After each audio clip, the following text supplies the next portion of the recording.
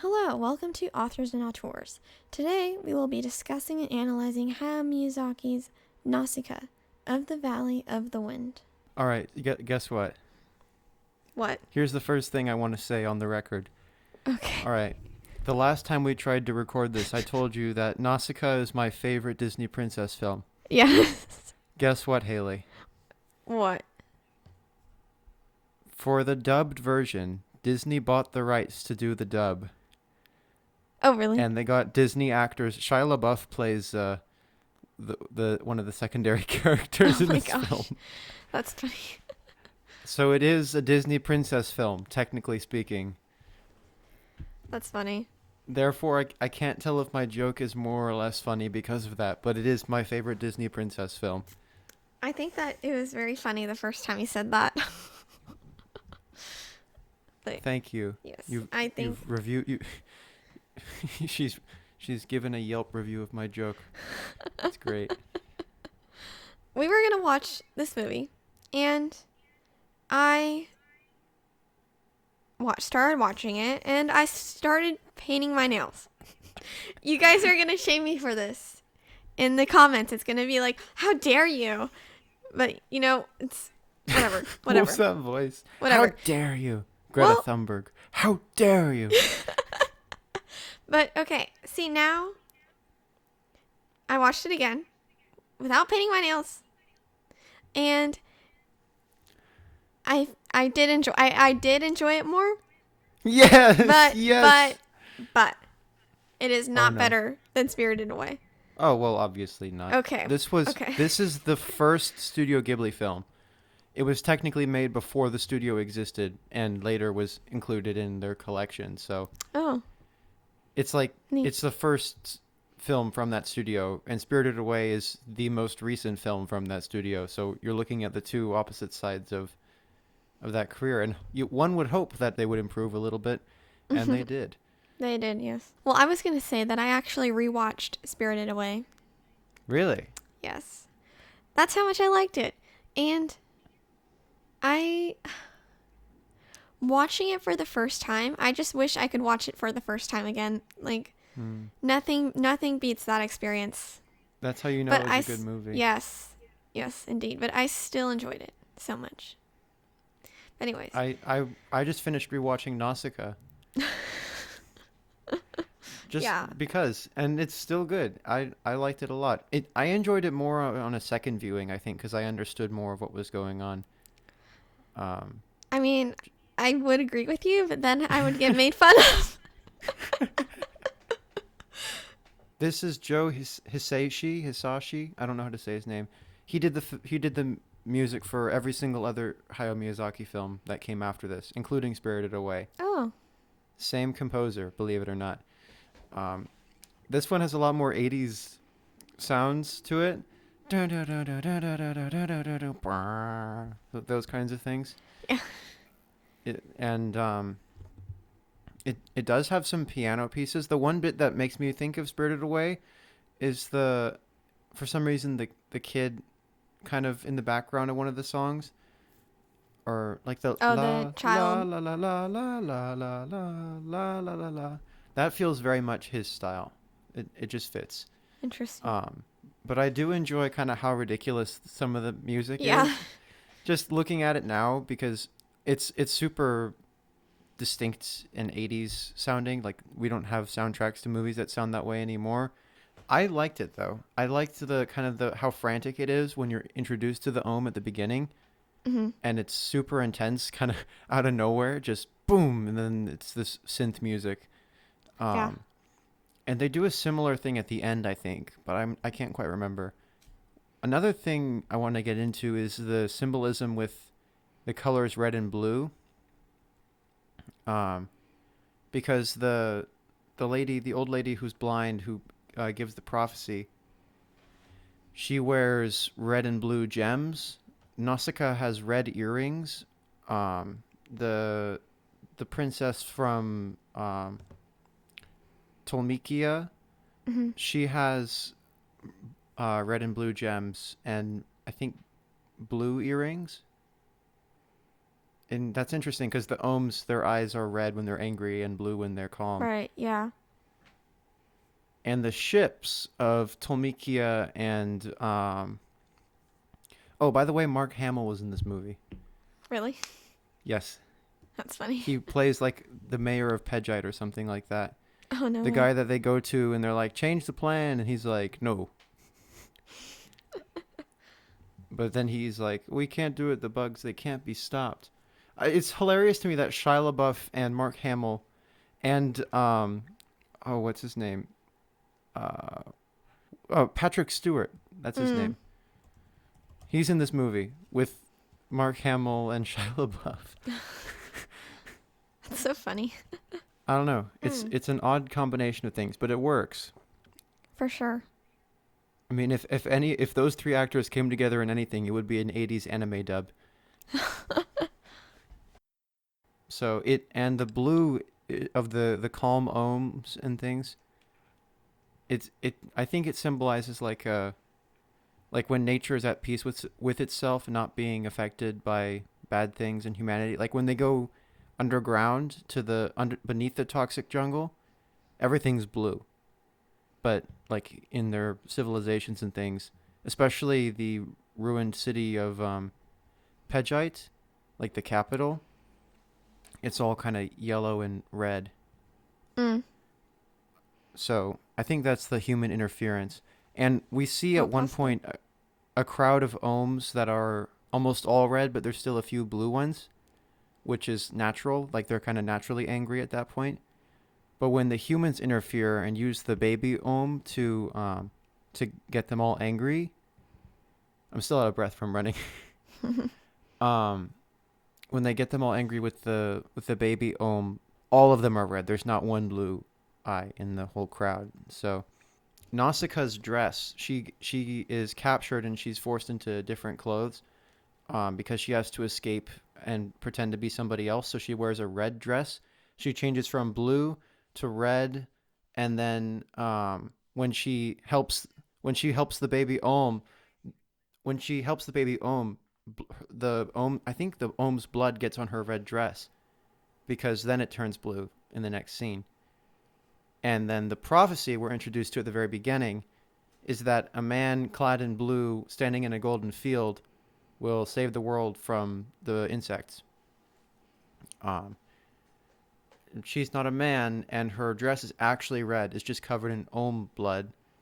And she Yeah. didn't save the world from the insects. She just saved, I guess, kind of from the Well, I insects, but think that she did save the world from the insects.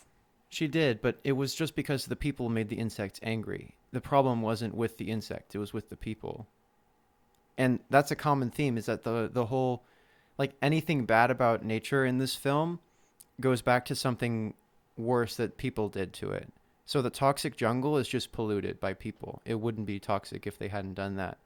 Yeah, we really, um, that scene where Nausicaa loses it, and because her dad died, and she strikes with her sword, and Mm-hmm. Lord Yupa like catches it and like holds it, and then Yeah, after a while you can see blood running down the sword yeah, and it running down his wrist too, and because his he's wrist. wearing a glove and his Oh arm is right, shaking. Yeah, I think that's. I mean, I want to know what you think, but I think that probably represents his self-sacrificing nature. yeah.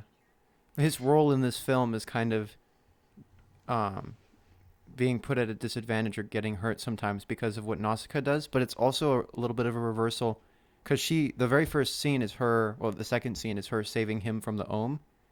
Oh So yeah. he's kind of saving her from herself in that scene because she probably wouldn't die if she went up against those people, seeing as she's able to go against so many other things so easily. But another interesting thing is his sword. So in the very first scene when she finds the Ohm shell, she taps her sword against the shell and is like, my ceramic sword, it's from some place. I don't remember what she said, but it's ceramic. She's Hmm. like, oh, my sword can't break this. That's amazing. And later we've like kind of in a line that's just very casual. Lord Yupa mentions something. Oh no, it's when he's actually there, and her sword is in his wrist. His sword is pressed against the armor, kind of in between the plates, but we're, I think, supposed to assume that there's another layer of that kind of armor underneath it. He's like, my Ohm shell sword will be able to pierce your armor very easily. So his sword is stronger than her sword. And we see him break swords that are the same kind of her sword. So it's kind of showing how she isn't at the same level of respecting nature, I guess, that he is at. I might be reading into that too much, but there's definitely a difference. Mm-hmm. His sword is stronger than hers. That's one thing. But the symbolic importance of that, I think, might be that That I think it's that he's just older and wiser than she is. yeah, it might be that simple. I'm I just think going on and on, but that seems more likely. Another interesting thing about the colors is that Ohm blood is blue and human blood is red. Oh, that is interesting. And after Nausicaa sees the Ohm blood, the Ohm bleeding, the baby Ohm, that they're kind of flying away with to lead them, the Ohms, into the Valley of the Wind, she eventually she jumps off her glider and gets onto their ship, their little weird ship thing, but she gets shot twice, once in the foot and once in the shoulder, and both shots draw a lot of blood. So she's bleeding red and the Ohm is bleeding blue in the same scene at the same time, and I don't know what it means. Yeah, I don't know either. With this one, there aren't really. I haven't noticed any big sweeping, like, metaphors in the setup of the plot or anything like that, which is where we found most of our ideas in Spirited Away. Mm. Just kind of like, oh, the rain, it might mean that they feel this way or something like that. In this one, oh, there is something like that in this. The wind stops when the Ohms are angry. Yes. What does that mean? The wind protects them from the poisons from the jungle. Well, I think Obaba said this, that the Ohms are nature, and or something like that, right? Yeah. She said the Ohms like something about they represent the nature of the earth, and I was like, I guess I should have taken note of that. She's just straight up telling us what it means. Since, they're mad at the humans, they're not giving them their resources, I guess, basically. Yeah. You can rephrase that so that sounds better. I think that what you're trying to say is that the Ohms are angry because I don't think they're angry because of resources. I think they're angry because of the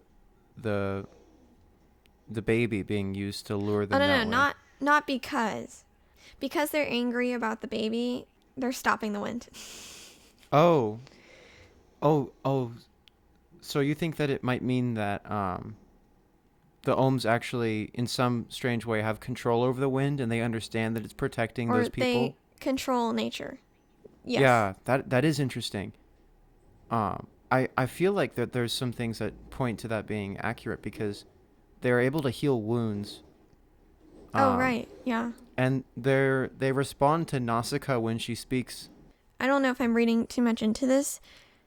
The prophecy was that a man would be in a golden field in like a blue dress, right? Or whatever. Or a blue, clad in blue, basically, yeah. And rather than a man, it's Nausicaa. So, do you think that means anything? Maybe one perspective on that is that there needed to be a different sort of approach than what most men would take in that situation. Like, rather than fighting the Ohms, you have to make peace with them. That could be one part of it. Because that's another part of Nausicaa's character. Just generally, she's kind. Mm-hmm. Like, when she's being shot at and on one of the airships, she goes onto the roof, stands there and says, "Wait, killing is bad," or something like that. They obviously don't listen, but she tries every single time. to get people to calm down and just not shoot at anything.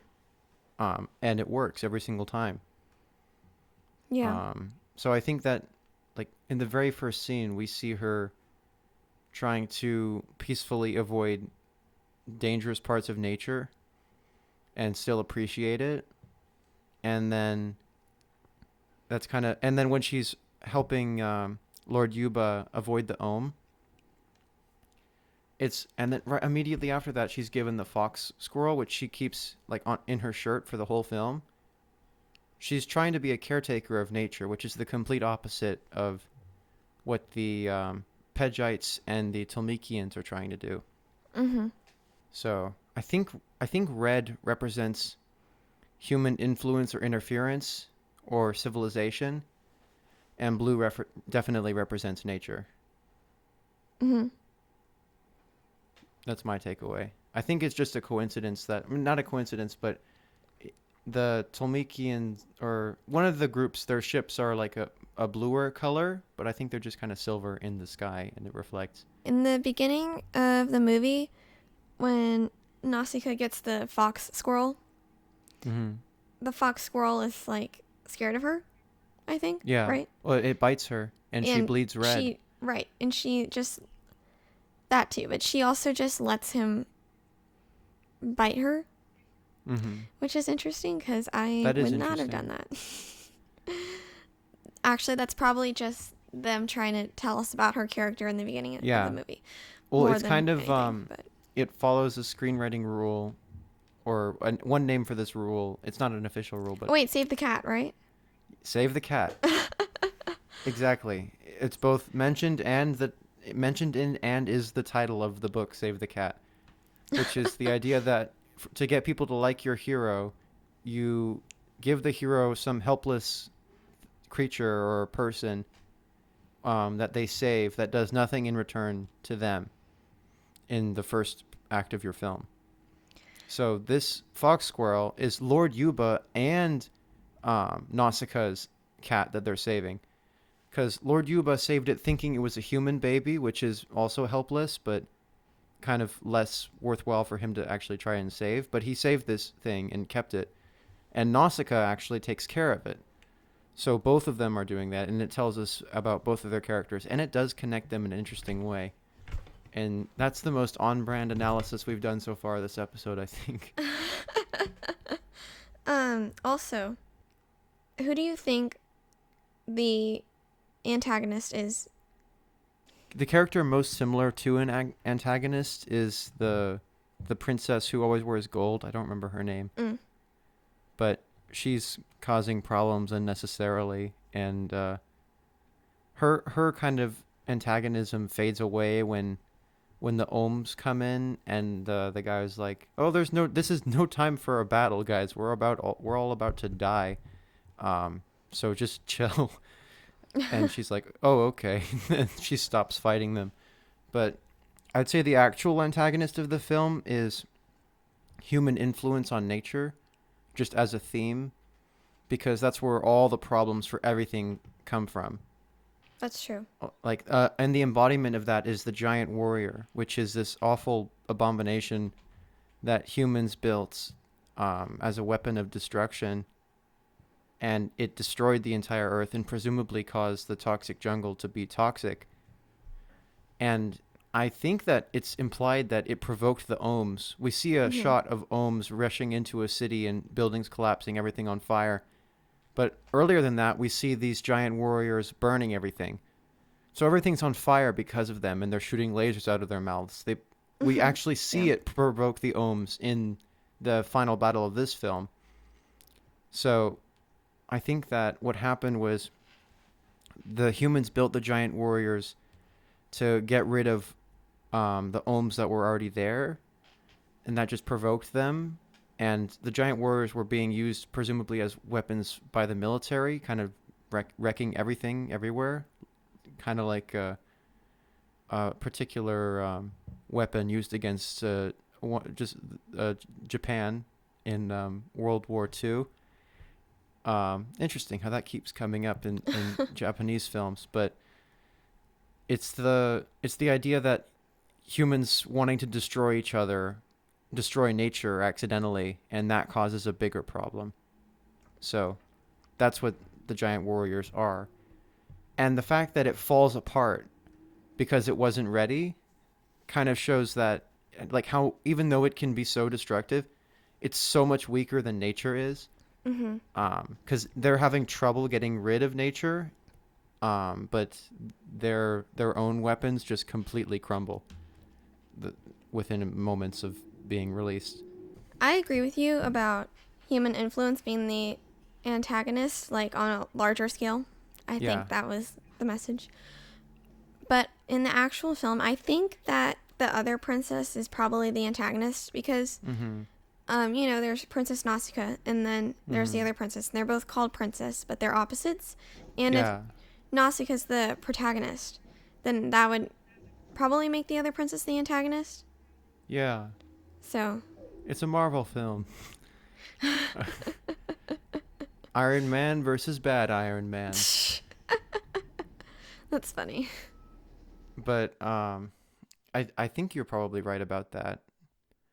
Especially considering one of them wears like the gold and the red and blue jewels are worn by all the royalty regardless of what country they're from in this film. I think that might be meaning that they have a very casual idea of their influence over nature versus like the bad in human um, ingenuity coming against natural things. And all of them have a little bit of good in them. They're all trying to protect their people, but they're all also obsessed with using nature to destroy things. So even it's even hinted that Nausicaa's own father has this same kind of duality because he wears these jewels that are also red and blue. And in a flashback or like whatever that scene was where she's little and she's in the field and she stands in front of the Ohm, that's her father who takes it and has it killed. Presumably, like we don't actually see it killed. So all the people in power are both good and bad. Let's talk about Obaba's character. Okay. I know you wanted to bring that up earlier. I It's interesting how much she shows up in this because most of Miyazaki's old lady kind of all-knowing characters are much have much smaller parts than this, I'd say. Even though maybe that's not true actually. Upon reconsidering that, that's not true at all. Never mind. But it's interesting they always show up in his films. You have one in Castle in the Sky. She's like a pirate lady. She dresses and has the same color hair as Nausicaa, which is interesting. And she flies an airship. I gotta rewatch Castle in the Sky. And those fox squirrels show up in Castle in the Sky, Mm, just kind of as a nod to his other films. that's Um, interesting. yeah, and he puts Yubaba, who has a similar name to Obaba, as the evil witch who runs the bathhouse in Spirited Away. Oh, right. So these characters are all like there's one in every single Miyazaki film I've seen, and if there was one I wouldn't expect to find it in, it would be Nausicaa because it's kind of Yeah. science fiction-y. But she plays a major role because she introduces the prophecy, and she tries to link Lord Lord Yuba to it instead of looking at Nausicaa. But she does have a positive view of Nausicaa, which we find because she's like, I think she says something at some point, and she's friends with Nausicaa's parents. Yeah, she's the one who notices the anger in the atmosphere, and she's the only one other than Lord Yuba and Nausicaa who has a clear picture of what man is doing to nature throughout this entire thing. But Mm-hmm. she also wears the jewels that are red and blue. Oh, right. So I wonder what that actually means. And she's blind. I wonder what that's supposed to mean. Yeah. That she can't see things. That seems to be. Oh, maybe it's that. Um, just the idea that a blind woman has a better view of the situation than all the rulers who can see clearly. Like she has a Maybe. she has a better understanding of the situation than the people who can actually see. Yeah. That's interesting. I agree with that, but I think it's more she understands nature's role better than Yeah. other people. I wonder But why she yeah, has those gems. Is it just that she can't see and she doesn't know what she's wearing, or do they mean something other than what I proposed earlier? I don't know.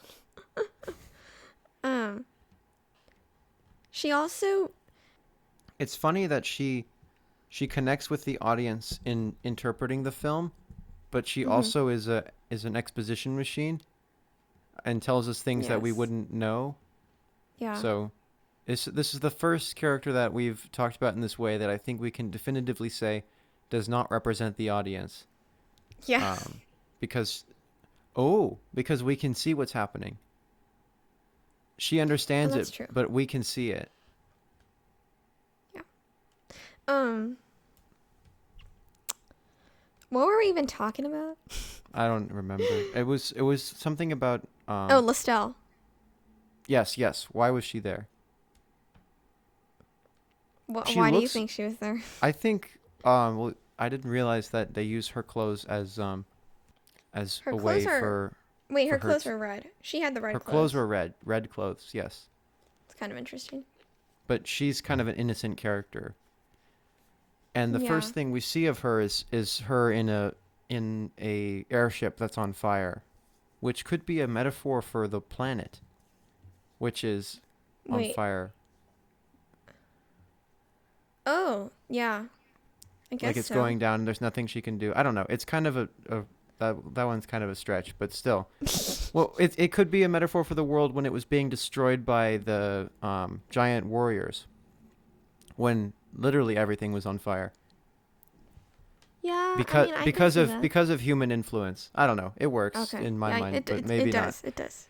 Anyway, it crashes. She gets rescued by Nausicaa, who breaks her chains even though she knows she's gonna die. Um, like she like unbuttons her shirt and sees that she's gonna die, I think, and Hmm. she still breaks her chains away anyway. But I think it's maybe it's the payoff later that her giving honor to someone who's even about to die and won't really seem to do anything is what Hmm. allows her to escape because she kind of becomes this person. Um, Yeah. oh, maybe it means it has to do with her connection to Asbel after all the stuff they go through. Oh, Is yeah. that she is like his sister? Like she wears his sister's Oh. clothes. Yeah. Yeah. That makes sense. And the fact that the mother was willing to let this random stranger wear the clothes of her deceased daughter Hmm. um just kind of means that Asbel really communicated their connection to his mother. Yeah. His mother also wears the gems that are red and blue because she's royalty. I Oh, think she's yeah. royalty in the Pegite Yeah. world. Yeah. It's interesting Asbel doesn't because if his Hmm. sister is a princess, it's never even mentioned that he's a prince. Like that's not even a thing that comes into play. Yeah.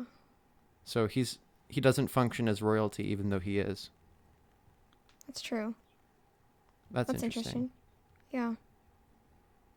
I wish that went further, but I don't feel like it does. Yeah. I don't know. I feel like the movie itself, it's kind of easy to, I mean, not, I guess it is kind of easy to understand the message or get something from it. Yeah, it's pretty straightforward as far as like humanity is breaking planet Yeah. bad. And Save then world. it's good. Save the world good. I mean, for 80s like that's yeah, nice. Yeah, I mean, Um it's nice. I'm not like hating on it. I mean, by I far the appreciate best Disney princess film as we've been saying. it. That's funny. I was a little disappointed. Like I was worried that it was gonna, while I was watching it, that it wasn't going to be the same caliber as most of the stuff we've talked about. Hmm. But I feel like it does deserve its name in this collection of things we talk about, which is saying quite a Hmm. bit for a film that I gave almost a 6 out of 10. Um, but the fact that it's kind of kickstarting Ghibli and Miyazaki's career gives it a historical importance, and the fact that it's a Right. really good film with clear messages and beautiful artwork I do feel like it deserves its spot in all this. So I'm glad I didn't pick something that was just actually really bad. But It kickstarted a whole lot of movies like Spirited Away, and yeah, I mean, even if it's not a masterpiece, it's historically significant. Thank you so much for tuning into this episode. If you liked this episode, please consider subscribing and liking the video if you're on YouTube. All of our episodes are available on Spotify and YouTube, so you can find all of our videos on either of those platforms. Also, it would be wonderful if you could follow us on Instagram at Authors and On Tours. Thank you so much for tuning in.